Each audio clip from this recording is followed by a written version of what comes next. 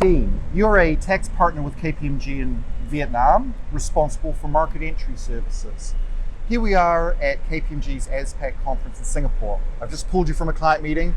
We've been hearing a lot about this new withholding tax on digital services in Vietnam.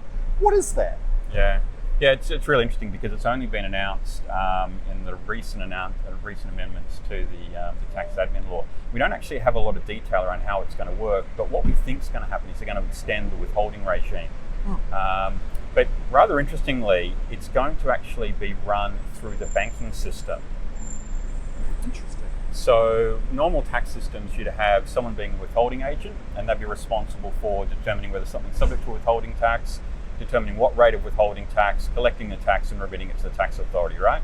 But that usually means that only B2B type of transactions are covered. B2C transactions usually escape because, of course, consumers aren't registered taxpayers, they're not withholding agents, and it doesn't get collected, paid. But this new system is actually going to be run through the financial institutions. So banking organisations, financial institutions now have this burden imposed on them where they have to determine what types of transactions will be subject to this withholding obligation, collect the tax, and remit the tax.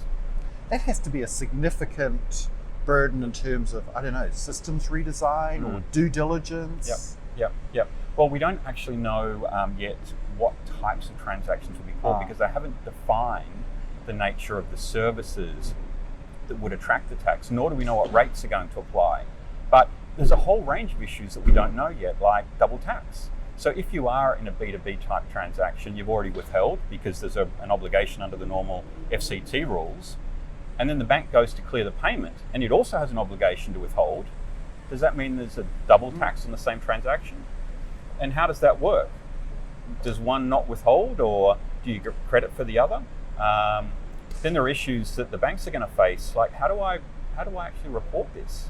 So if you've got many different provinces across Vietnam and you've got an account holder in one province, does that mean that the financial institution has to identify the province in which that person is located and then report on a province by province basis? Or do they centralize the whole system so that they just report centrally? I can tell you that a lot of the provinces will want the money that they're collecting. So the GDT are currently working on some rules and we are waiting to see what they're going to look like. So is this a watch this space at the moment? Definitely. When do you think the rules may come out? Crystal ball gazing, but? Well, so the interesting thing is that the rule is already in place. Yeah. So there is a withholding obligation which starts on the 1st of July. Okay, but we don't have all of the underpinning detail about how that's going to work in practice.